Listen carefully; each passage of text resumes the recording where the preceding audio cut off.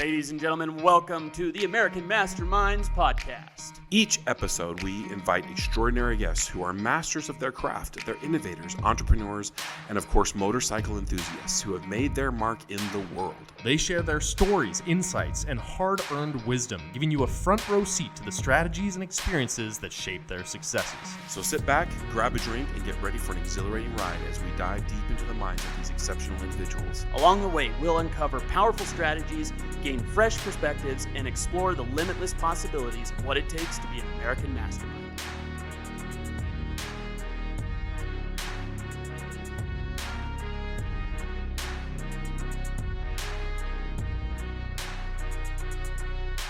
All right, ladies and gentlemen, welcome to the American Masterminds Podcast. I am your host, Topher Sheeler. We have a home team podcast for you here tonight. I'm joined by my co-host, Mr. Rob Adams. What up, what up? We've got Alec Langdon over here. Hello. And we got Mr. Jared Bayless. Yo. And we've got a very special Mr. Glenn up on the sound deck today, making his Masterminds debut. And we have a studio audience as well. Kevin's We do here. have a studio audience, Studio Mr. audience, Kevin. yeah. Thank you. Very nice, very nice. Watch for the applause sign.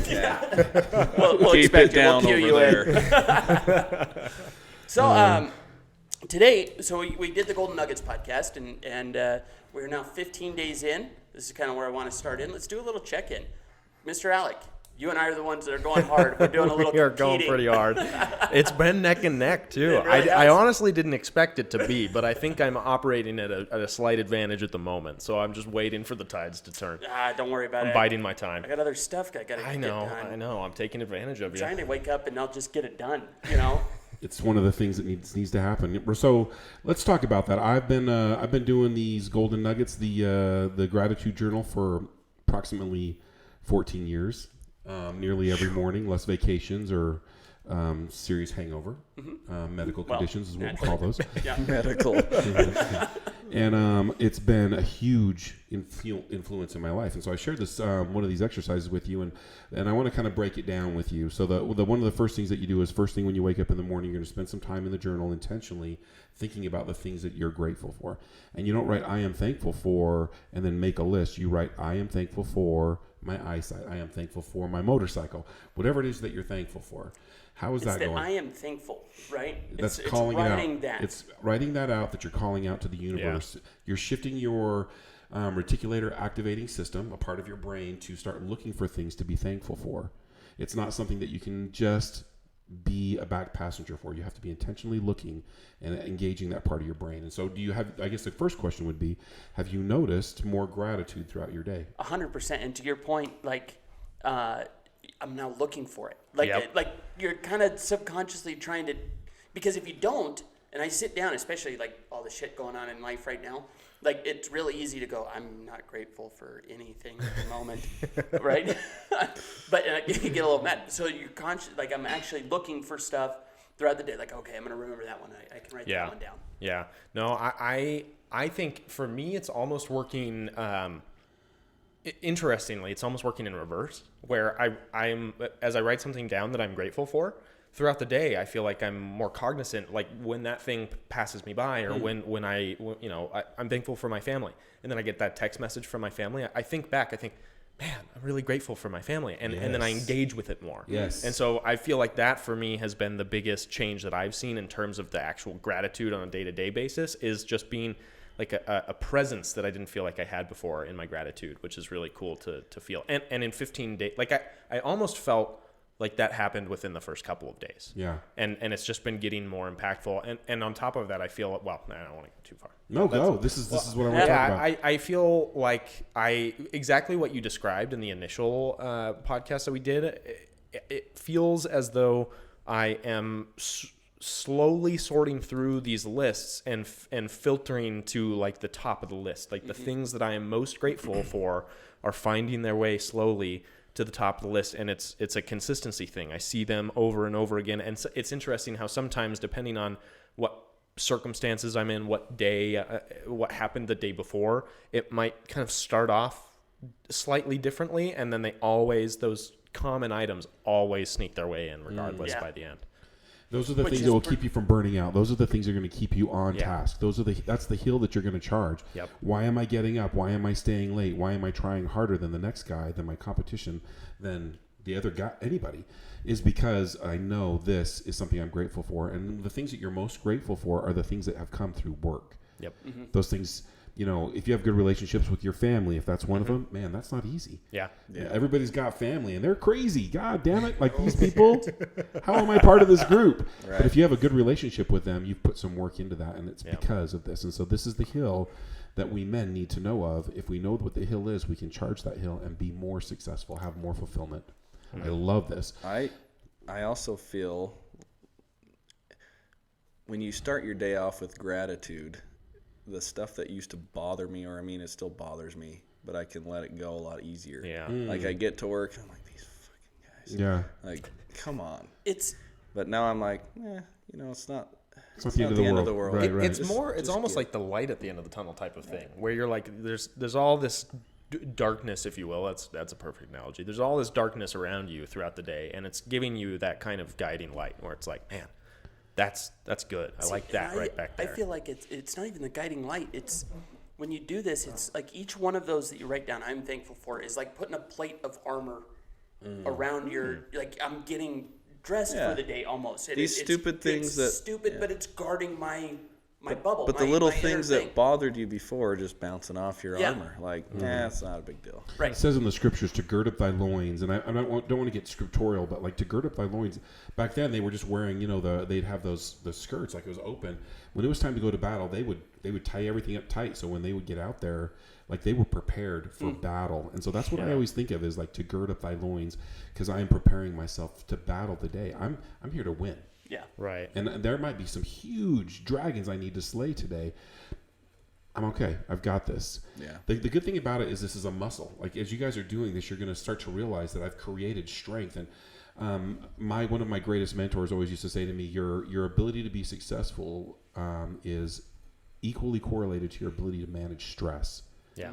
I agree 100% on that. And so if that's something that's true, then this is a stress management tool. Because when you get to work and these people are being douche canoes, you're just like, nah, you know, whatever. Let me ask you this question. The next step is the actionable gratitude. Do you guys remember that part? Refresh me. What was it? So now here we are at day 15. I'm going to add a level of difficulty to this. Okay. Or intensity is probably a better word. And actionable gratitude is I've written a list for 5 minutes, I've written down all the things that I'm thankful for. And one of those things was that I'm thankful for my wife or my mom. And then you go out and you show your gratitude. You call them, you text them, you flex that gratitude muscle so that you can raise your frequency and theirs, because this is a difficult thing to do when we're vibing low until 9 a.m. That's cool. You can do that. But after 9 a.m., it's time to go. And the easiest, quickest way to raise your frequency is to have an actionable gratitude. So when you're writing out your gratitudes and now you become conscious of the things to watch for, to be thankful, this needs to be the next level of consciousness. Like, you know what, I'm really grateful for Jared, but I'm so grateful for him. I'm going to write this down in such a way that I'm going to actually call him. And I've actually done that before. I've called you to say, bro, I'm thankful for your friendship and support because you've been in my journal, in my gratitudes. And when I do that, how does it make you feel? Oh, it's great. It's cool. It's a cool thing to do. And most of the time, like when I call my brother, hey, bro, just wanted you to know I love you. I'm grateful for you. He's like, do I still owe you money? Like, are we cool? You know what I mean? Like, what's wrong? What's wrong? Yeah. And so you got to kind of come around. I just wanted you to know I'm really grateful for you. And I thought that I'd just let you know that you're doing a great job and you're a good example, or whatever the thing is. Be clear about the compliment. And it's cool to pass these compliments on because a lot of people have a hard time receiving it. Yes. And if it's just out of the blue, they have no reason to not receive this. So it increases also your ability to receive that love. Right. Because Yeah. if you can give it, you know what I mean, you can still you receive that back. Yeah. And so I'd like you to incorporate that for the next 15 days as we're finishing up. Like even if it's something like, I'm grateful for my motorcycle. I'm going to go out there whispering sweet nothings. Yeah, wipe it down. Go wipe it down. Clean it up. Put some love into that. Yeah. Yeah, if I go with baby. the most common thing on my gratitude list, it's Motorcycle. just going to be me out there polishing. I love you so much. I'm going to tell you something though. When you do that, when you pour love into that motorcycle, like you're going to come in and you're going to be like, man, that bike looks good. That bike looks good. You know what I mean? You feel better. There's not a downside to pouring it into something rather than someone. That's fair. So what I want to do is have an actionable gratitude. And that's why I call it that. It's not being thankful for someone. Yeah. It's being thankful for something and then pouring into it. Today I was thankful for my truck. I went and washed it and vacuumed it out, got all those Nice. wrappers off the floor and the stuff that's kind of been bugging me. And there's nothing better than a clean vehicle, in my opinion. Like, it just feels good, to have a clean ride where you're not looking through smeared windows or anything like that. No fingerprints on the windows over there. So I poured some into my truck today because I'm grateful that I have the ability to have a truck. I think it's awesome. Interestingly, I remembered you talking about that, and I've kind of been, I guess, unintentionally sprinkling it in, where it is that cognizance of, man, I'm grateful for that thing, and then I just feel like an urge to show them or show the thing that I love it. Yeah, I think it's the next natural step. Feeling it, doing it, then you start to be it and have it, right? And so that's the 4-step process. We'll talk about that another time. Whoa, hold on. Yeah, Step 1. Oh, shoot. Sorry. God, I thought I was making so much progress. You're doing great. You are doing great. All right, so now we've got the gratitudes and we have the actionable item. The next thing is the MVP, the mini business plan. A lot of people have a hard time with the mini business plan because they can... I am one of those people.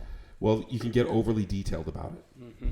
And a lot of us are way too hard on ourselves. Like, we think that what we can accomplish, what's that saying? We think what we can accomplish in a year versus the 5 years, like we overestimate one. And well, the day is the same way. A lot of us will like put a lot of stuff on our plate and then we don't get it done. And then what do? Beat ourselves up. Well, maybe I need to pace myself. Maybe I need to have a better strategy. Maybe I need better time management. Maybe I need to do it at a different time. Like, I need to put this first and that second. I need to put the big rocks in the jar first. All these strategies start to come to your mind when you do an MVP that are outside your reckoning when you first start doing it. Have you noticed that? Yeah. My biggest thing is that I don't in my brain count a lot of the daily stuff that just needs to get done. So the problem I'm having is like, I make this list. Well, it's kind of turning into a bonus list, and then it's leading to me not getting it done, right? But what I should do is I should maybe expand this to like 15 things, but put the stuff I needed to get the checks out to the attorneys today. Put that on there so that I actually have, that's going to take a lot of time out of mine. Like today I have 17 items on my list.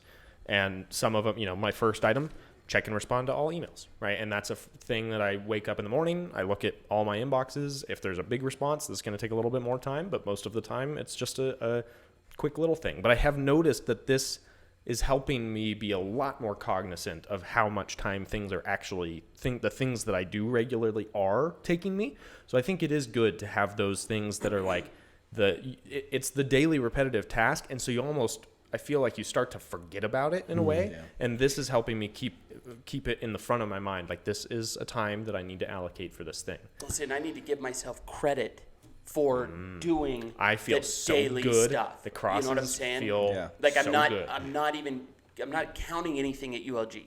It doesn't even cross my radar. But if I look back on the day, like some of these days when I'm not crossing everything off, by the same token, I had to sit down with the legal assistant. I taught her 15 different things that needed to happen. Well, that wasn't on the list, right? But I don't give myself credit for that. Right. For that, I'm doing my stuff. The biggest thing I've noticed out of this, though, is I'm spending significantly less time in the infinity pools. Yeah.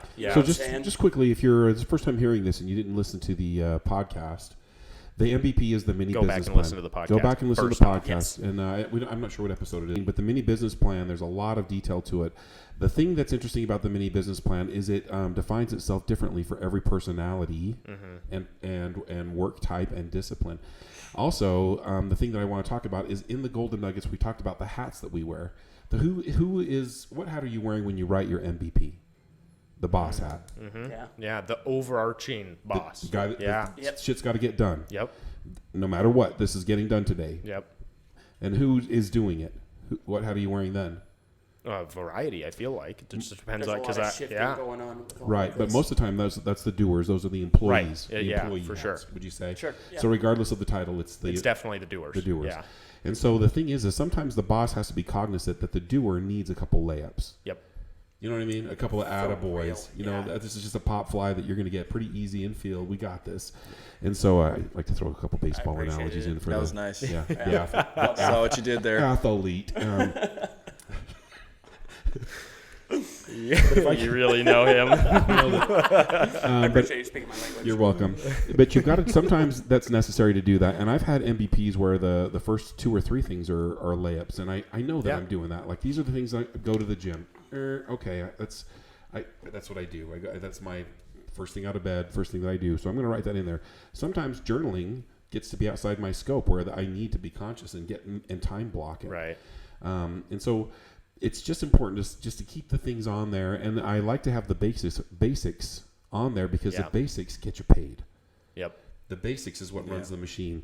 There's no fancy way to check the oil. Do you know what I mean? Like you gotta do it, or that your sleeves. Yep, you gotta do it. And so there's just no way around that. And so don't beat yourself up for having basics on there. 2 items every single day. Biggest thing. You follow me on that? Eat healthy 100%. and exercise are 2 items that are on there every day. And that, for me, those are layups. Those are things where it's like, as long as I'm doing kind of my normal thing, those are always going to be checked off by the end of the day. Cool. Yeah. It's cool. So the MVP is kind of a growing, flowing document because it depends. Sometimes like I'm just, I'm clicking, man. I got stuff going on. I've got it figured out. I'm running through the day. I'll go back and look at my MVP and I'll be like surprised that I did all those things. I haven't been like looking at the MVP, but then there's other times where that's my crutch. Like, oh my God, what do I need to do? Okay, I can do that. Or whatever, you're moving through your day. But either way that it's working out for you, it's something that's important to do. I'm always amazed that when I'm not looking at my MVP because I'm just flowing, I will have everything on there done because I've written it down. And then the second part is to visualize it. Are you boys doing that? I am, yeah. Spending a few minutes thinking about your success in those areas? Yep. That's my downfall. I got to give myself credit for the stuff that is getting done. And I have found, though, that this is mine, and I can carry it everywhere. Same. See what I'm saying? Yeah. And that helps a lot, too. Yeah. Very nice. I also, I will say, I broke your rules a little bit. I did save a week's worth of these, and then I because mine are sticky notes, I stuck them all together and made one really long list just to see everything that I had done for that week. Oh, yeah. And I was fucking astonished. Right. I was blown away. I was like, this is the most productive week I've had in a long time. Oh man, what a great way to do that, Yeah. to see those things. And so you don't have to throw it away. I Sure. like to throw it away because it's the crossing it off, like to the next level. Yep. Exclamation point, like Yep. see a list. Mine is, it goes from, this is like its creation, and it goes into, I just have been sticking them back on top of each other the other direction. Nice. So then like, I don't know, 6 months down the road or whatever, I'll just have this giant booklet of everything that I've done. I think that's kind of fun. So I set a goal every day to have a certain number of conversations. My first year in real estate, I kept the 5 scratch. I kept a list, and so I have my 3x5 cards from my very first year of the total number of conversations I had, total number of appointments set, total number of deals closed, contracts signed, all of this stuff. I kept track of that because I'm a statistics guy. I come from kind of a sports background as well, and if you're not keeping track of it, you don't know if you're getting any better. Right.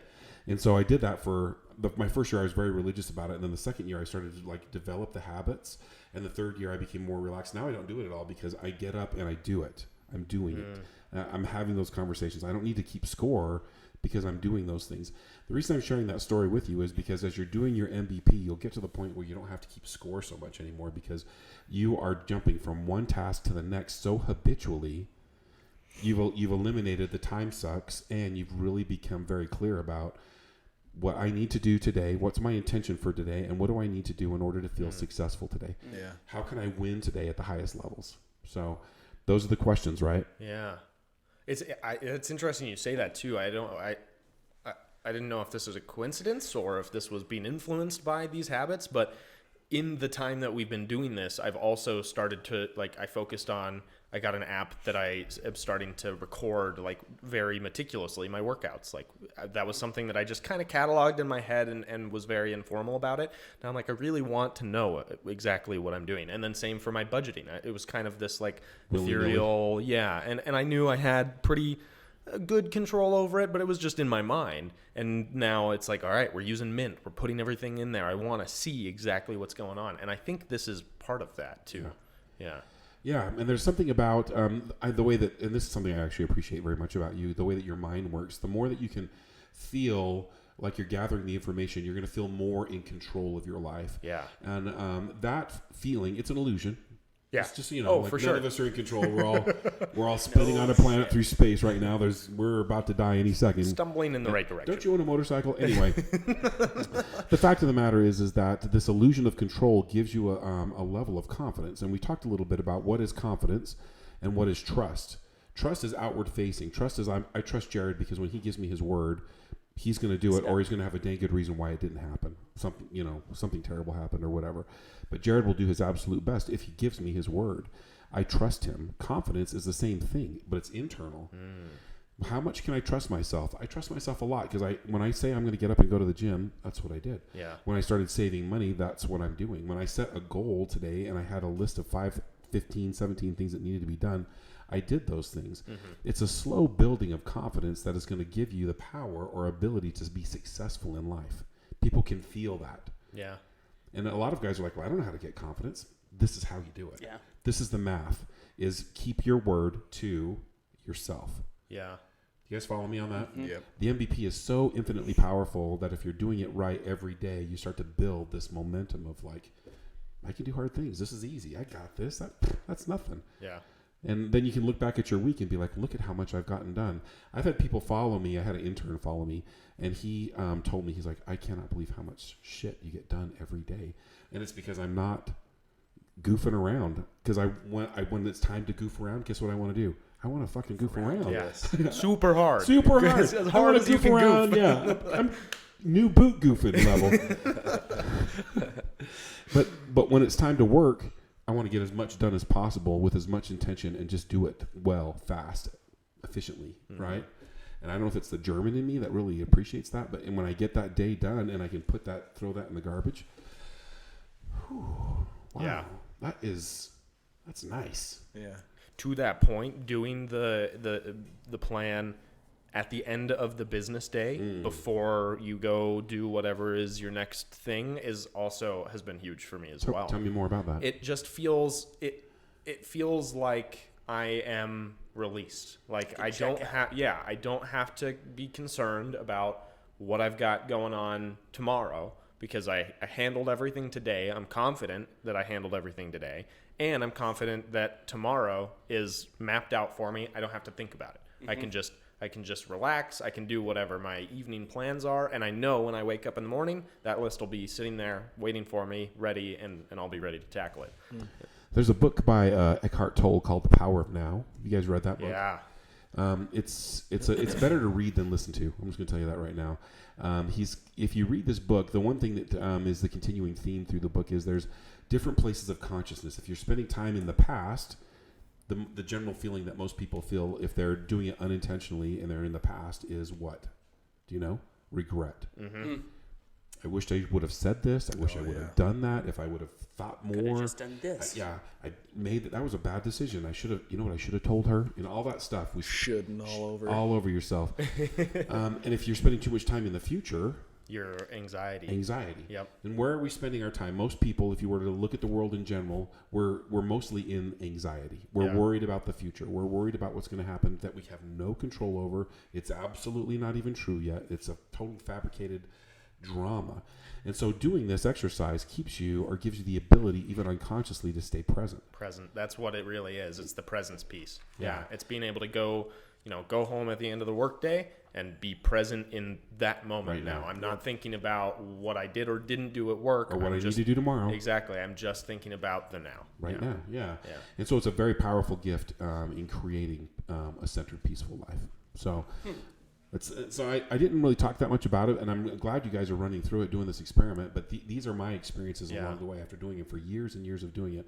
And then you get to a point where you're thinking like, well, how can I be more centered? How can I be more grateful? How can I spend time in these spaces that I want to be in with people that I would like to be there, where before you're just in survival mode.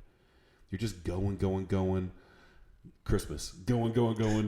Christmas. You know, they got that shit out of Costco already. You know what I mean? Like going. The music. It's the music for me. And so it just gives you an opportunity to live an intentional life. Yeah. So thoughts on it? I'm actually really enjoying it. Have you noticed it's also a little easier to get out of bed? Oh yeah. Right? I gotta is- pop up and I gotta get this done. But I'm happy to Part do of it is my competition with you Told because ya. I'm like, I'm like looking at that like, oh man, I could sleep in a little longer, and then it's like edging closer to when Topher posted it yesterday. I'm like, I can't take the chance. I gotta get out of bed now. So we talked a little bit about journaling. When you're doing your I am thankful fors, is there ever a time afterward that you spend time in there just Just looking at it. looking at it or even just unloading. Like there's some stuff in your mind that you want to get off your mind. The reason that I bring that up is because this is more than just a mechanism of getting to a point of gratitude. In your I am thankful fors, it's priming your creative pump. It's getting your brain going. And so there can be a time afterward where you're like, man, you know, here's a good example. My daughter and I, we're in conflict right now. My 15-year-old daughter. And she sent me a text message that I responded to 48 different ways and deleted. Do you know what I mean? Like you can't send this text message. But because I have this built up energy, I've got a block in my body because I have this energy. I can write this. I've done my gratitudes now, and I can now I'm open. I'm flowing. I can spend a few minutes and write her a letter that she might never see. Doesn't matter. But I can write this letter, and I can get this energy off of me. That's so interesting. I can spend some time in there. Like if I had a conflict with my boss, if I had a conflict with one of my clients, if I am concerned about something, if I want to see what this is going to look like, or how is it going to feel, or what's the big day going to, how is it going to shake out, maybe plan it out. Like, how can I think this through? I can't always call up Topher and be like, bro, I need to talk to you about how I think that the workflow is going to be on the big day. I can write it down though. And as I'm writing it down and getting it out of my head, I'm like, well, that makes sense. It gives me a third party perspective of my own internal I've been doing that. I didn't even think about it. I didn't even think about the fact that it's priming me. I go straight from the gratitude journal. So I've got like the gratitude moleskin journal, and then I go straight from that into the leather journal. And this is my just actual journaling to myself journal. And it's exactly that. I think of something as I'm creating my gratitude list tends to strike me of like, oh, that's something that I want to expand on. And then I hop into there and just go at it. So when you're doing your gratitudes, it's an interesting study that they've done where, have you ever been in the shower and then all of a sudden you have like this great idea? I could have done that. I should have. That's what I'm going to do today. Like you figure it out. There's a part of your brain that is activated in the repetition of this exercise, like taking a shower. And you're gonna have insights drop into your brain. The hard part for me is when I'm doing the I am thankful for is I'll have like a download, like this huge thing will drop into my brain, but I want to finish my gratitudes. Yeah. And so I will make a note on the bottom, write the letter to Sally, and I'll do that, and then I can work it through. So let me encourage you not just to stay in the gratitudes. Do your gratitudes, and then when you get this huge download, because you'll start getting them because this becomes shower level habitual activity. Yeah. Then you're going to get these amazing messages from the universe in gratitude. You follow me? Like it's not just like this message that comes along that's like, don't vote for him. It's going to be more of like, this is a great way that I could resolve this problem, or I can move forward in this task. The universe is conspiring for your best interest, and you just have to be available or open enough to hear the messages that it's delivering to you. And so you're getting in the way of that message. Does that make sense? And I actually do understand. I agree with you. Again, we're only 15 days in, but I set the timer for 5 minutes on the gratitudes. If it was a little harder day 1, day 2, now it's like, oh, and we're done. You know what I'm saying? For sure. Like day 1, it was like, okay, 3 minutes left. Shit. Yeah. Yeah. And now the timer always goes off, and I'm like, no. Still going. It's interesting that as you're doing the timer, as you're going along, this is going to ebb and flow just like any relationship. You will have periods of time where you have a hard time thinking of what to be grateful for, even with the skill practice of doing it over and over again, because you're in such a low vibration. And so it forces you to, it's really a great consciousness of like, man, it took a long time today.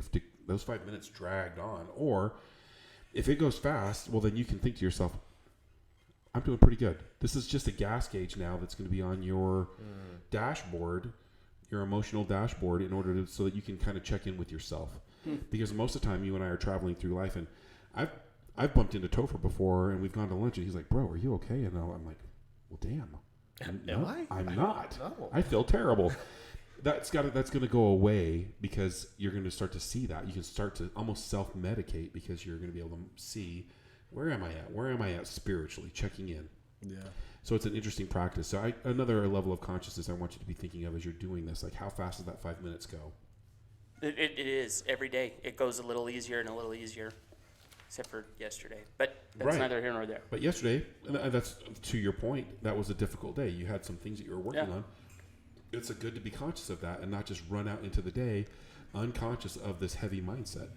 If I know that it happened, well, I can be like, okay, that was shitty, and now what? Or what lesson did I learn? You can move forward rather than just kind of being like soaking in it all day.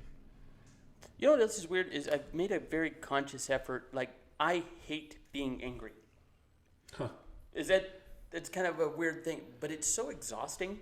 Yeah. And this, all of this stuff, like, again, it's like building the war chest for the day and getting all that stuff out. Like, if I wake up and whatever the day happened, but you know, whatever happened before, it's like I'm teaching myself to hate being angry because it's exhausting. I hate hating. I hate it. That's cool.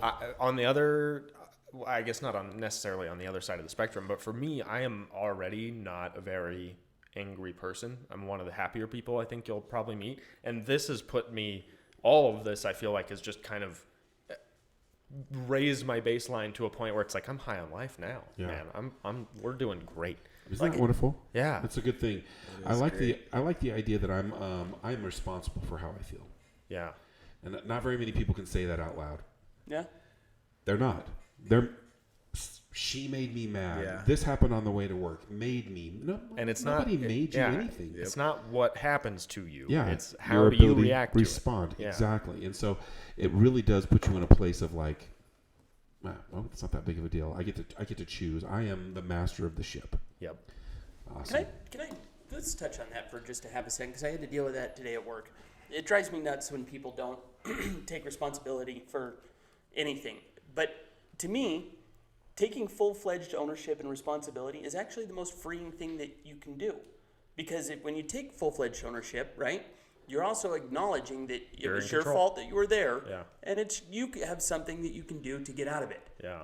I don't understand that people that are always constantly trying to push it off on other, refuse to take responsibility for anything. I wonder if it's cultural. It feels like we're going through that. Like there's whole groups of people that are ready to point the finger. Oh, thanks, Obama. Like they're just ready to, put blame on stuff. And there's things I'm not in charge of. I cannot control, But for the most part, I think in a sense, I wonder how much of it is related to, and we always are harping on these days, like social media or the internet. It's all the source of all of our problems. But to a certain extent, just the exposure to the things that are out of your spheres of influence, I think could be influencing that in a way where then you start to feel like fearful or whatever it is. Yeah, you're living in that fear, and then it's easy to kind of start pointing the finger. When you're in the fear, it's easy to go, your fault. You're and it's contagious. The source of it. Oh, yeah. It's 100% contagious. When you spend time around people that are doing that all the time, you're going to do the exact same thing. Yeah. Well, on the other side of the argument for that is when you're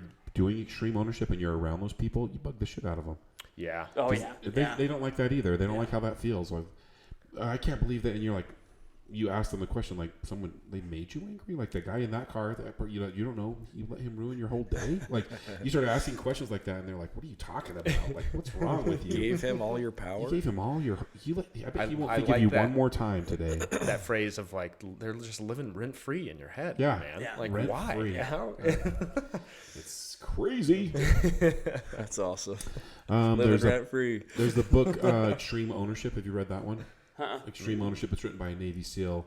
The dude, he's a storyteller. Wait, is that Chaco? Mm-hmm. It is? Yeah.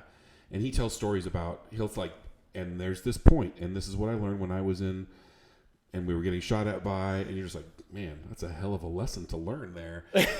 And I like it. I like the book because I like those kinds of stories. Those stories, like, I can remember this. But the theme over and over again is it's no one's fault. It doesn't matter. Fault means nothing. Yeah. And it's not fair. Fair doesn't mean anything. Like let's get those words out of our vocabulary. What am I going to do about it? What can I do about it? What am I responsible for? Own it and then go for it. And everything else he's just like, great. That's not my thing. That's you. And so I think that when you're in a workplace like that, just you practicing extreme ownership is enough to move the needle. But you are right. It repels people. Yeah, they don't like it. It really is. It literally happened, an hour before I left work, having this huge argument with someone, and it's like, yeah, no, it's my fault. She didn't do her job that way. You're 100% right. It's my fault. And it just shut him down. Yep. Yeah. They're like, oh, now you don't have anything to say. Yeah, because I'll fix it. That's the whole point. It's kind of like the phrase that you taught us a while ago, taught me a while ago, probably these guys have heard it before, but that when you're in those kind of hostile situations in a conversation, instead of reacting with anger, going like, man, I'm sorry. I feel like we're in a... passive aggressive reasoning, is that what No, it is? man, it's not passive aggressive. It's It's straight aggressive.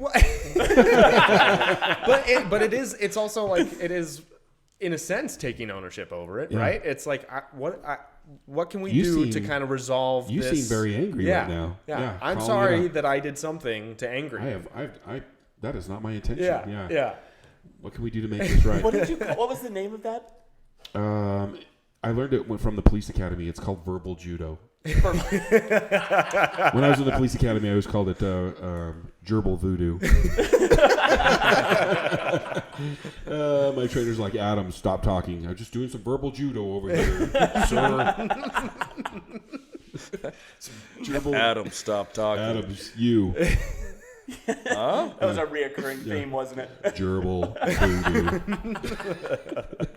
It really was. It was. And then your sergeant goes, get a drug test for this one. Okay. Back of the line, Adams. Okay. I deserve that one. All right. Well, good stuff. I'm glad you guys are taking this serious, and I'm glad that as you're doing it, you're seeing the unfolding of the lesson and the medicine that's involved in these exercises. And I call it medicine because we are all crazy. We are all crazy, and we're all living unintentional lives. And in my life, I'm 52 now. I'm living a little bit further down the road than all of y'all. And what has occurred to me is that I just don't have as many days to give away to let someone live rent-free. I don't have as many days to be unhappy. I might as well, if I'm gonna, I might as well be happy. I might as well do my best every day. And so how do I do that? How do I move that along? And so in doing this, as you guys are doing this, you're going to find more juice in the squeeze because it's gonna happen. Yeah. And you guys are not afraid to back away, you guys aren't the type that back away from something hard. And in choosing your hard, you're choosing the right hards. You're choosing the things that are going to influence your life for the better. Where I don't think people realize that until they're in their early 40s, after they've had that midlife crisis or whatever it is, where they're like, dang, I got to get my shit together. This is getting your shit together so you're insulating yourself so that when you get to your 40s and you're looking back and you're thinking, this is it? This is the whole thing? When I grow up, this is what I'm going to be. Like the whole thing, it gets rid of that because you're being it and you're doing it. You're consciously doing those things. And so I think that it's incredibly valuable that at your young age that you're doing these things and coming to a level of consciousness and being awake. Yeah. Because that's what's happening. Yeah. You're becoming awake and you're seeing, man, my life is really pretty good. You know what I mean? And man, I got a lot done. And man, I felt really good about what I accomplished today. Those are all good things, right? Yeah. I am writing more frequently in my gratitude journal that I'm like grateful and thankful for just my perspective, my like a positive perspective. Yeah. Because it's becoming a more and more prominent thing in my life to have that positivity. And so then what are you doing? You're looking for opportunities to be more positive. You're looking, I don't like how this music makes me feel. I don't like to be around these people because they bring me down. And so it's just this weird like. Yeah, totally. The other day at work, I got bumped from, I won't give too many details, but I got bumped out of one office into a different office, and I was a little like, oh man, what? Why? For that guy? Really? Okay, whatever. And then I really quickly tried to resume back into that, oh, well, what's the silver lining to this? Oh, well, there's new office mates. We can make this a cool space. We can do all this fun stuff. Closer to the bathroom. Yeah, exactly. Whatever, right? Away from all the people that annoyed me before, whatever it is. But I did. I started to very quickly go back, and it was like that quick check that for I think previous to these practices, I would have let that marinate. I would have let that stew. And for what reason? How would it have served me to let that anger stew and marinate? Nothing. It wouldn't have done anything for me. But by switching that, by flipping that script and starting to think about the benefits, the next day I was in my office, I was decorating stuff, I was getting everyone jazzed about it, and it was like a totally different perspective than I would have had if I let it just stew. Hell yeah, I love that. There's a book called, I start out sentences like that a lot. Don't I? We're at 3 now. Yeah. Are we at 3 already in this conversation? we got the power of now. I'm Extreme ownership. I'm going to be quiet the rest of the podcast. It's a book called The Obstacle is the Way. Oh, that's next on my list. It's a good Sweet. one. The thing that I like about this book is it talks about these things, about getting bumped out of the office and getting doing the hard things, and it's in the hard things that we're unlocking what we want. There was a gentleman, I heard this last week, he said a quote that all of my dreams are in the work I'm avoiding.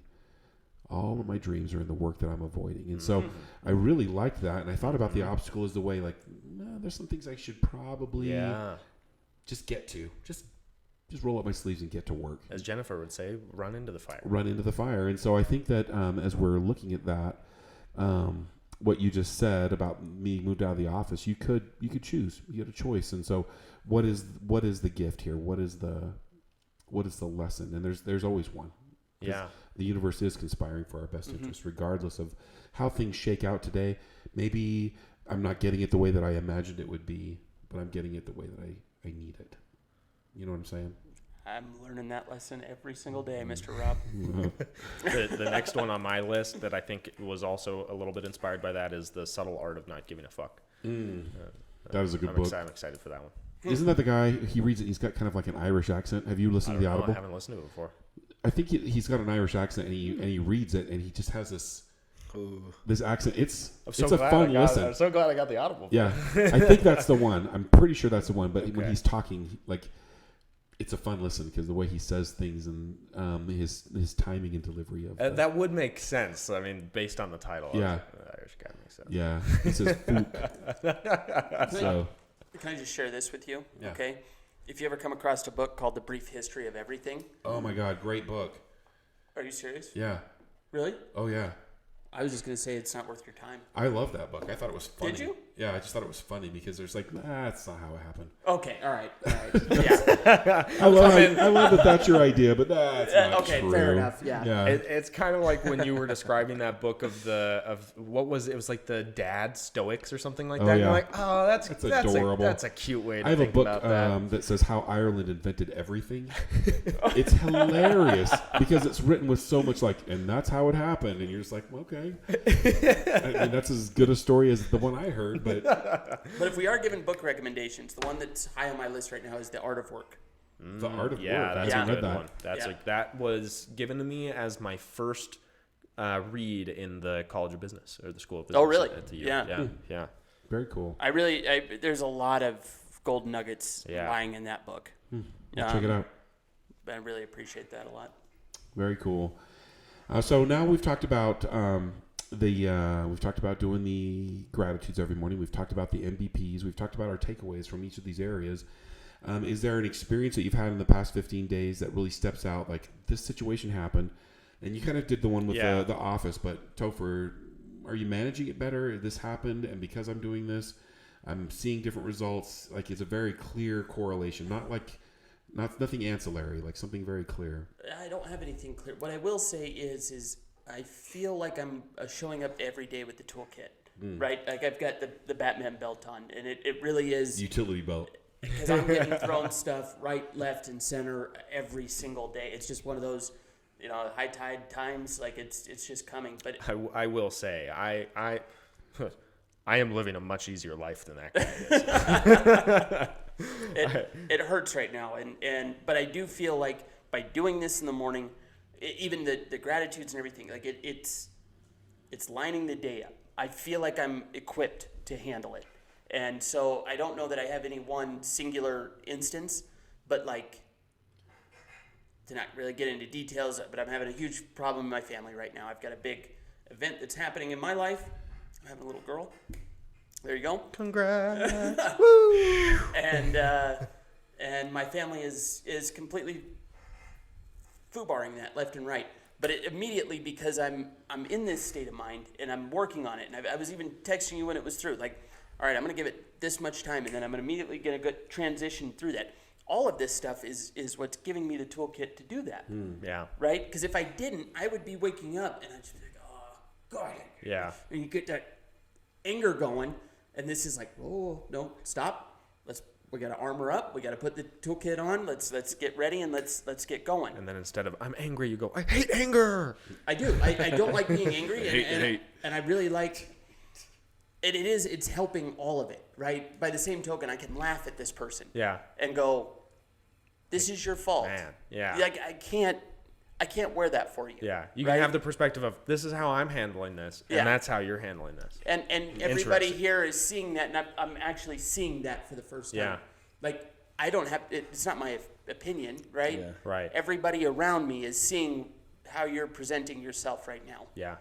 And I'm not about myself, but I'm grateful for all these different opinions and from the people that are around me that are helping me go through it, right? And I'm grateful for it. You're welcome. And it is nice to So, let go of stuff that's not yours to carry. Yeah.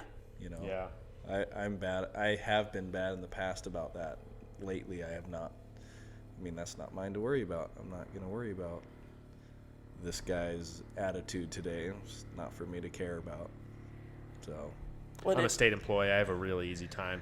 It's not mine. Not mine. I don't do that. Not my It's out of my department. scope. my Sorry. job. But it's like the Not my job. gratitudes and whatnot, they're helping define like I've got my short list now of what actually matters. Yeah. Because Right. it's coming through these, you see it. Like Yeah. we've done 15 days. There's like 4 or 5 things that are there basically every day. Yep. Right? Oh, well you actually mentioned this in the Golden Nuggets podcast. That defines your why. Yeah. All these gratitudes to find your why. Mm-hmm. Well, I'm seeing that, and it keeps everything in perspective and where it should be. Yeah. Love that. That's good stuff. When I first got into the real estate industry, my mentor, he would talk about your why and why it's important to know it and how you develop it and all these things. And I was just like, I'm working hard because I got to pay my bills. Like my why is food. You know what I mean? Like Existence. basic stuff. Yeah, Basic rent, needs. baby. But the thing is that there's a point at which you're making rent. Yeah. And then what's your why? And then there's a point at which you've got plenty of food. And then what's your why? This is a continually moving target. And a lot of people fall in love with their why and they lock into that. And that's for the rest of their lives. Those people are dead. They just don't realize it yet. My why is shifting all the time because I'm a growing organism. I'm changing all the time. Yeah. And what's important this year wasn't important last year. And last week, for that matter, you know what I mean? And so I like that you're doing this because it kind of keeps the why, the flowing why, right there. Mm-hmm. Yeah. Yeah, absolutely. It's like tracking your gains at the gym, so that because when you look in the mirror every day, it's the same person, Yeah. right? And so it's very hard to discern those differences. But when you're cataloging it, it's very easy to look back and say, man, a lot of progress there. One of the things I started doing with my gratitudes is I'm starting to be thankful for some of the things that I would label perhaps the parts of me that I don't like that much.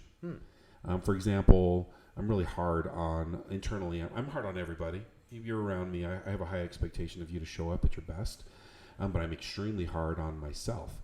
And so I have a hard time. My internal dialogue is Crippling. it's brutal. It's brutal.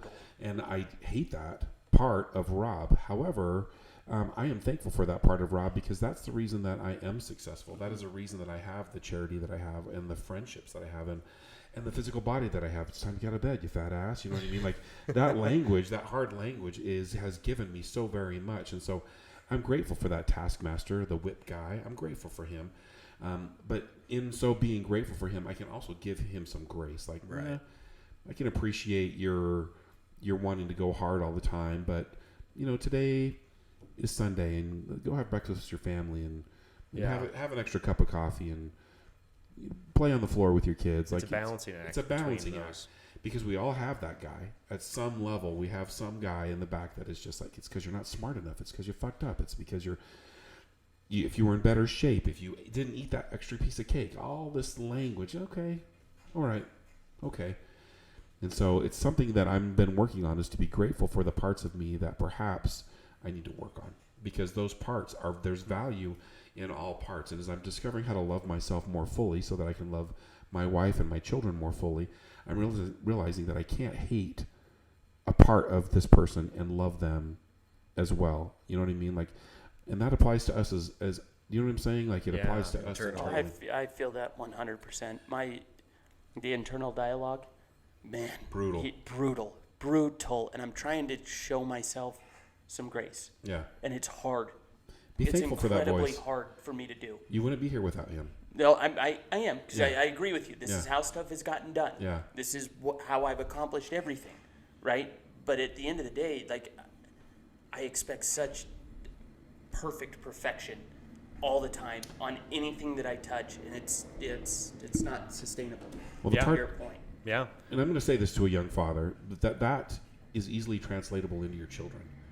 You will have that high standard for your children. You cannot do that. You can't have that standard for your partner.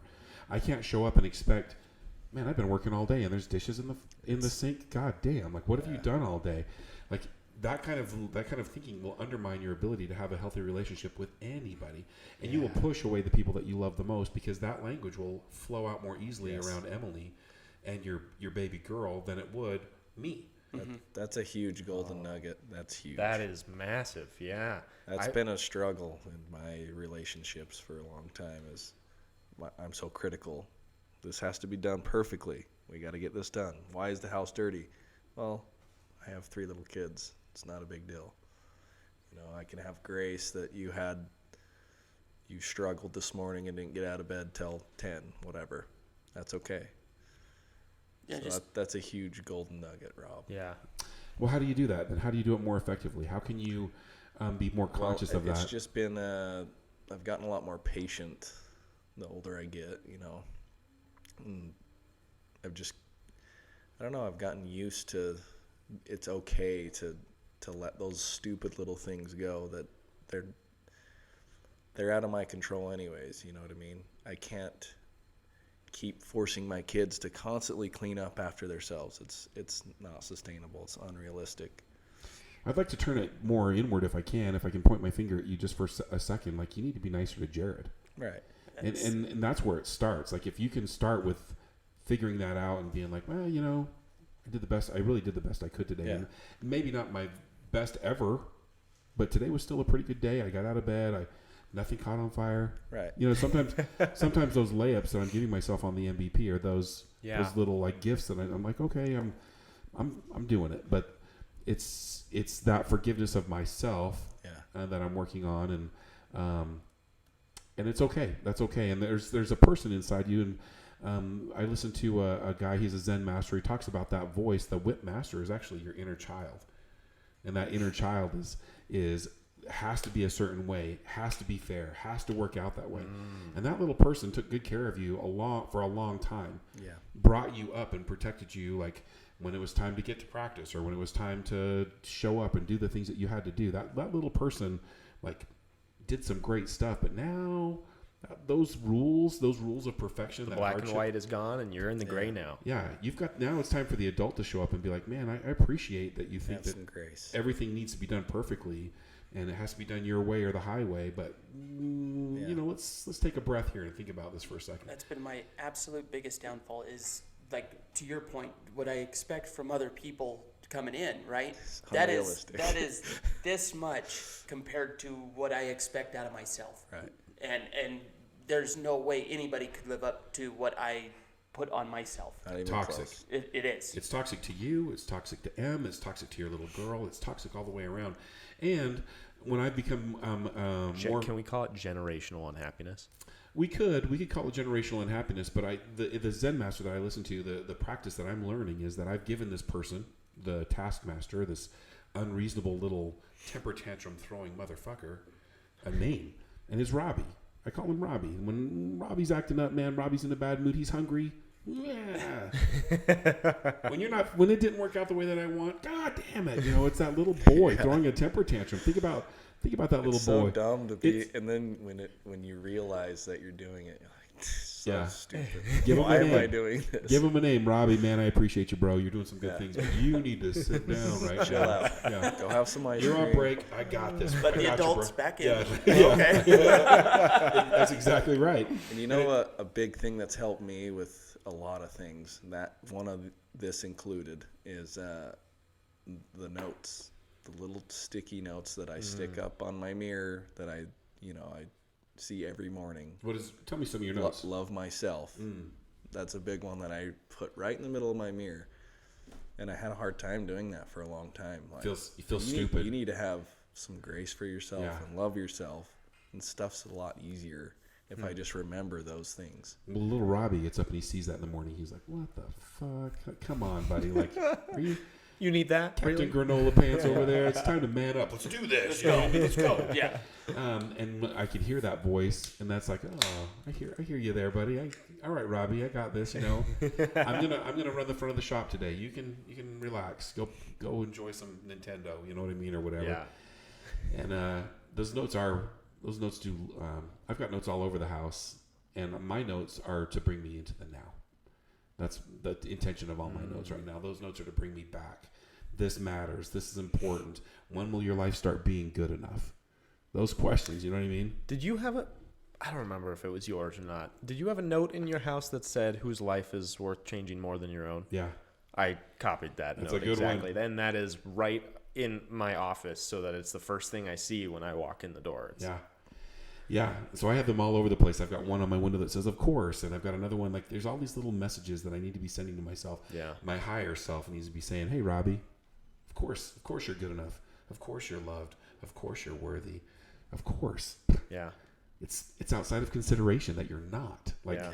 let's bring this back. And these little messages, like when I walk into the house, I have the one that says, this matters. Take a deep breath. You know what I mean? It's my looking at that foul marker, the foul pole, and being like, okay, I'm at bat. And so here we go.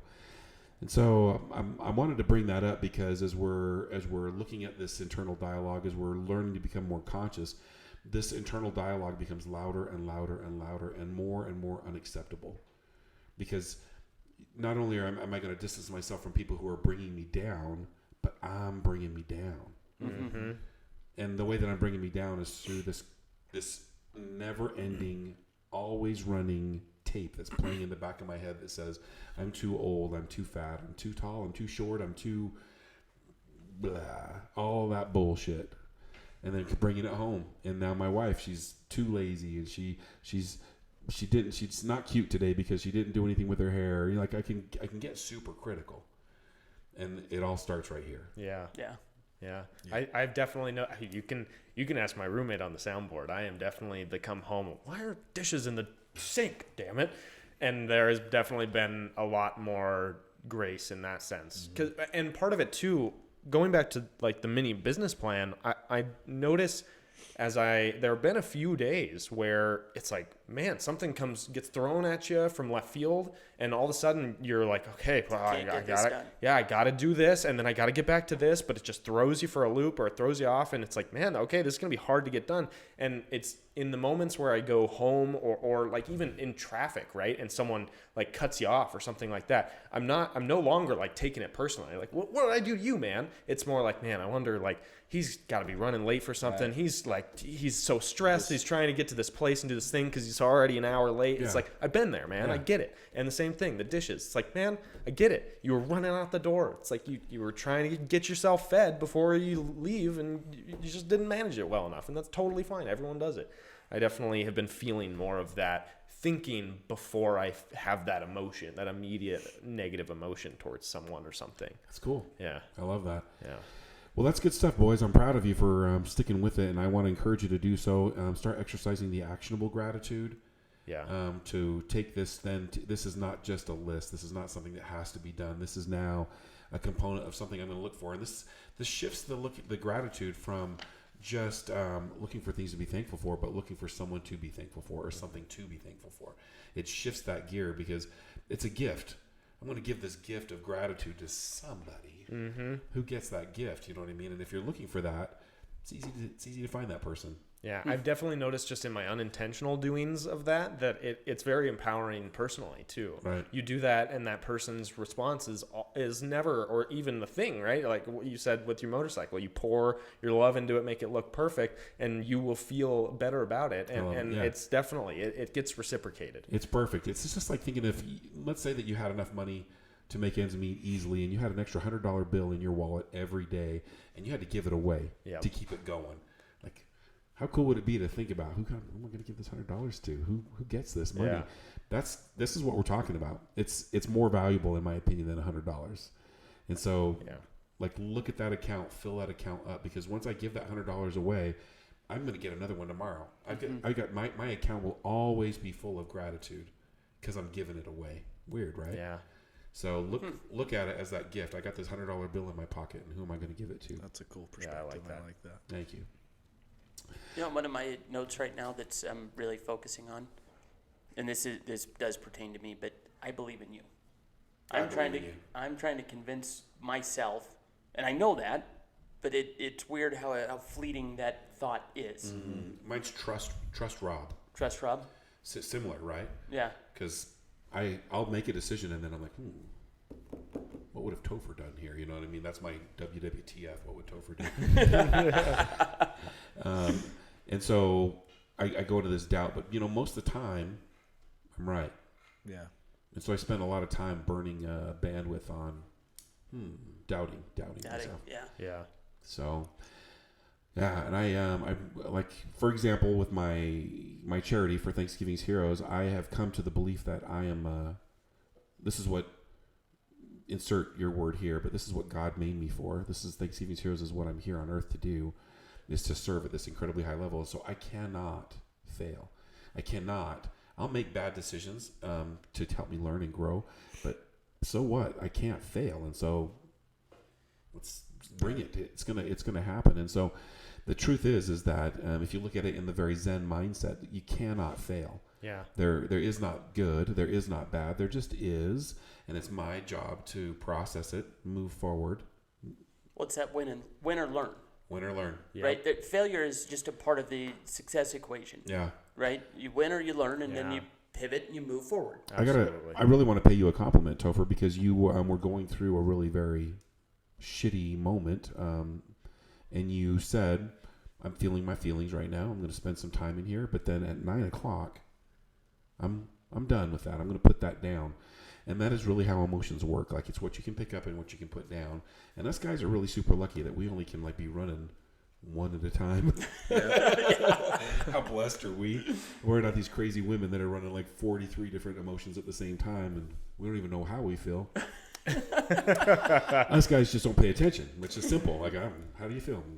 Good. Let me think about that. Yeah. Think about it. Tomorrow at work, ask a dude, how you doing? And they're going to answer the question with the upswing at the end, because it's a question. How you doing? Good. They don't know how they're doing. And so knowing is pretty powerful. And so as you're doing these things, as we're moving forward, and the point I guess I'm trying to make is this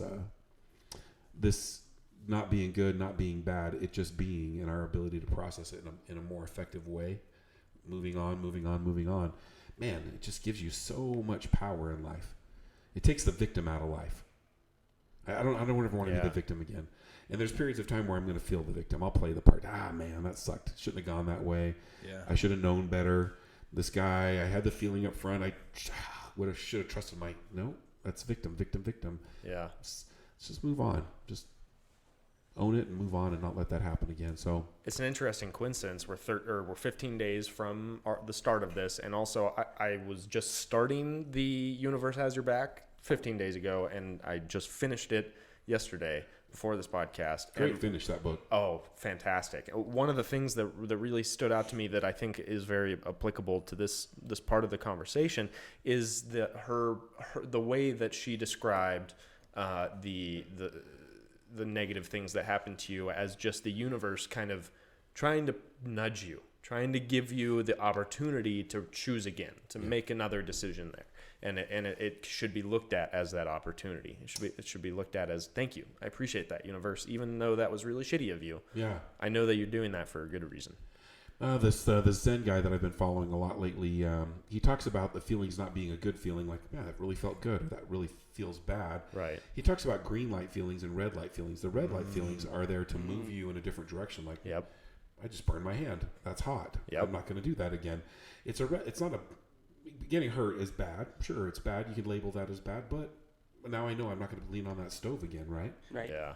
So, and I like how he does that because it takes the good and the bad out of the equation, because the good and the bad is really your perception of said event. Right. You and I could go to the same concert. We could have gone to the same high school. I could have had a great 4 years, and you were miserable the whole time because you didn't engage and you didn't whatever, right? And so it's all about your perspective. My mom and I went to college at the same time, and welcome to Utah. she had kids young. She didn't have the opportunity to go to college, and then she decided She decided to go back. She had to work. She was a single mother, supporting the household for a long time. Wow. And then finally, now we were in a much better situation, and she could go to school at the same time. And she actually got her work even paid for the education she was getting. But for me, it was like, God damn it, I'm in college. Like, I was very much going into college, I was very much like the Gary Vaynerchuk follower. Like, this is bullshit. I'm just doing this to get this piece of paper that's people value for no reason. And this is like, I'm wasting money. And so that was my experience. And then on the opposite side of the spectrum, she was so excited to be able to have that opportunity that she didn't get before. And she squeezed every single drop out of it. Wow. And it was incredible for her. And at the end, she really did. She rubbed it in my face. She looked back at me and she was like, your college experience sucked. Like, yeah, okay, I had fun. Sure, I don't discount that I had fun. But I did not squeeze nearly as much out of it as she did. And she even said that. She was like, if you just had a better perspective on why you were there, you could have had as much as I did out of that, but you got what you got. Yeah, because you had to go. She got to go. Yep, exactly. That's the difference. All the difference in the world. I get to do this. Yeah. But it was all internal, right? Yeah. It was all, man, why do I got to do this? Yeah. It could have been for me. It could have been, what a blessing to be here and to have this opportunity. What I get to do. Yeah. Yeah. Awesome. Yeah. Some good perspectives. Anything you'd like to add to that there, Mr. Host? I feel like I've been the host today. No, I'm going to share what I believe is the greatest life hack, and to the perspective thing. The greatest life hack, any of the self-help books that you read, any of the methods and everything, all of them, there's different ways to getting there, but it ultimately leads to a choice. You get to make the choice. The biggest life hack that I have in my ability, you get to make the choice. So if I'm going to be, situation comes up, you ultimately have the choice. Am I going to be angry about this, or am I going to show it grace? What am I going to do about this? What am I going to do about this? And in all of everything boils down to you're just going to make the choice. And if you can do that, you can see these different perspectives coming through. Yep. That's the life hack. Yep. Hard to do, hard to see it in the moment. Yeah. But ultimately, every self-help book that you read, all of this stuff is going to whittle down to you ultimately have the choice. Choose your heart. Choose your heart. Choose your heart. I think that the real secret to discipline, in my perspective, is, and because I'm an emotional person, I get mad. I get angry. I get crazy mad. I get very upset about things. I get disappointed. I'm a person that just goes through life, and I feel my feelings so strong, and I should. That's one of the reasons that I'm here, is to feel strongly anger and happiness. It's your superpower. It's my superpower. Yeah. The hard thing is to make decisions in that period of time that are going to be reasonable experiences. And so I know that when I'm at the top at Mount Pleasant, is what I like to call this area. It's lovely. I've got plenty of money. There's, the birds are singing. I don't want to make decisions while I'm there, because those decisions are like, well, I think I'll buy lunch for everybody. You know what I mean? Yeah. Like, I think let's book that to the Bahamas. Like, calm down. But then also I realized that down in the Valley of Suck, right down in here, if you follow the sine wave of life, I don't want to make any decisions down there, because I have this fuck it all attitude. I have the same fuck it all attitude at the top. Man, this is great. Yeah, let's do it. Fuck it. Let's get it. With a fifth wheel and a motorcycle and a razor. And let's get them all. Let's do it. This is why financing exists. Yeah, that's I've got great credit. And but at the same time, when I'm at this low spot, and so this consciousness that we're talking about, if I could draw a line across the top and I'm taking off Mount Pleasant and I'm taking out the Valley of Suck, this is the operational period when I need to make decisions of value, when I need to invest my money, when I need to move forward, when I need to be making these things. And when I'm at the top, I'm not journaling. When I'm at the top of the mountain, I don't spend time in my journal. I'll do my gratitudes, but it's just like, and when you're in the Valley of Suck, man, this is hard. I'm down at the bottom. And so this consciousness and bringing it in, what I'm trying to tell you boys is like, this is the area of effective decision making, effective living. Mm-hmm. It's important to be conscious of being on the top of the mountain or being at the bottom of the valley. Yeah. And being clear about those things, and not saying that mean thing to your wife, because you're down here, or you're feeling really good, and yeah, those pants make your butt look big, but boom, you know what I mean? You want to be careful what you're doing in both of those places, right? Because the altitude can kill you, and down here being in the desert could absolutely kill you. And so I just want you guys to know that as we're riding this ride, the consciousness of the highs and the lows, doing these, being aware of your gratitude, being aware of your practice, you're going to start to realize these are the areas of effective time. And what I want to do is I want to spend time in climbing the hill, but when I'm at the top of the hill, and the thing that's been great about my life is that this hill is continually going. I'm at the foothills of awesome. Yeah. Do you get what I'm saying? Yeah, totally. But every once in a while I kind of head into that little bit of a valley, but it's not the same valley that I was in a year ago when I was feeling depressed and maybe even a little suicidal and really struggling with money. But now it's just a little dip. And so what we're trying to do is we're creating this consciousness and these practices of awareness is that we're at the foothills of a beautiful life. And you cannot live that life without expecting to drop into valleys periodically. Right. Be aware of that. Feel those feelings. Don't make big decisions. And then when you're at the top of that point and you think, man, this is as good as it's going to get, that's absolutely false too. Because it gets better. Yeah. It gets better. Your life will continue to grow and improve beyond your imagining because you have a shitty imagination. Even though you think like this would be the best thing in the world. When you get that motorcycle, you get that car, you go on that vacation, it's cool. But then and then there's so many other great things for you to do, see and experience. And consciousness of the wave sign, as we call it, is really the secret to living a life of balance and success and being aware of that. Spending less time in the valley of suck is what we're talking about. I don't want to be down there. But also when I'm at that super, like, life is great. I can shoot at me. You can't hit me. You know what I mean? That's also not true. Right. It's this knowing, this growing, this consciousness and being present that is going to give you tremendous power along the way. The tremendous power is going to create the most important thing in your life, and that isn't happiness. Happiness comes and goes. It's fulfillment. Yeah. Yeah. Yeah, absolutely. The most important thing that you can have in your life as a man is fulfillment. What I've done is of value. Yeah. What I'm doing is of value. This matters. Maybe not to you, matters to me, and this is what I'm doing. And in so creating fulfillment, you're going to create a life, a sustainable way to move forward, one foot in front of the other. The big problems that come your way aren't so big anymore. And your successes, well, let's celebrate those. Let's spend some time in those things.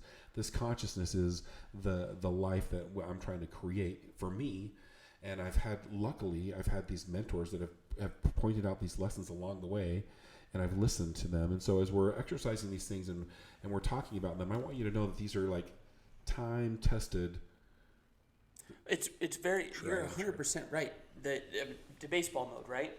The good baseball coaches, that block that you're talking about, if this is the median, okay, you want to be right here. Just ever so slightly above just Improving neutral. Always improving, growing. but this can be detrimental. Exciting. This can be super detrimental. Terrible. You want to be right like here, and like you're saying, the frequency. If you could, like the perfect situation is you're floating your frequency nice and tight, right above neutral all the time, and it's a steady course. Steady incline. Right. Steady incline. Steady incline. So there's not a general rush because if you run at that hill super fast, You're going to drop. You're going to drop. And we've seen that. We've seen people who win the lottery. We've seen these people that have become amazingly well-paid athletes come from a very difficult life. And, man, they shine. But, boy, man, when they come back, boom, and it's all in front of us. And this is happening to us on a lesser stage all the time. And so that's why I bring this up as kind of my closing thoughts is like this consciousness is going to create a space of you climbing the mountain. And I want you to know, even still at this age, I'm just at the foothills. I'm just at the foothills of the most amazing, beautiful life that I can't even imagine. And it's cool. It's a cool thing. And I appreciate you being on the journey with me because as I do that, I want to take people up the hill that I want to be around. And I want to be around extreme ownership. I want to be around people that are physically, spiritually, emotionally fit and becoming better all the time because that's important to me. I don't have time in my life for people who are, man, this sucks and this is terrible and poor me and oh man, do it over there. When you're ready to come join me, let's go. We'll have a great time. And so as we're putting this together, and I'm kind of tying this in a knot, the American Masterminds is more than a bunch of dudes that ride together. Yeah. Do you follow me? What we're trying to create is a culture of excellence, a culture of growth, a culture of intentional living. And if we can do that, and ride motorcycles, I'm 100% in. When All we in. quit doing that, Yeah. I'm going to leave because I have one intention in life, and that is to live the best fucking life I can. I only get to do this once. I only get to have this conversation with you boys one time. We'll never have this conversation again. But right now, this is the only thing that matters, and the only way that I can be here is because I'm doing all of these little things to be in the moment. Yep. You guys follow me? Yeah. And so if you're thinking about associating with people, think about associating with people that are doing things that you want to do. Think about being around those people that are building you up. Those people that are that you can call and you can count on, and you can associate and create this brotherhood that we're building here at the American Masterminds. If you've enjoyed this podcast, please share it. Write in the comments what you have enjoyed. Make this a favorite of yours. Subscribe to what we're trying to accomplish here, because what we want to do is make your life better and improve our lives as well. We appreciate you tuning in and being a part of the American Mastermind Podcast, the culture and the family that we're building here. And please tell everybody about it. Thank you so much. Awesome. Thank you. Peace. Rob's Disciples, my name of my first band in high school. Rob's Disciples. Good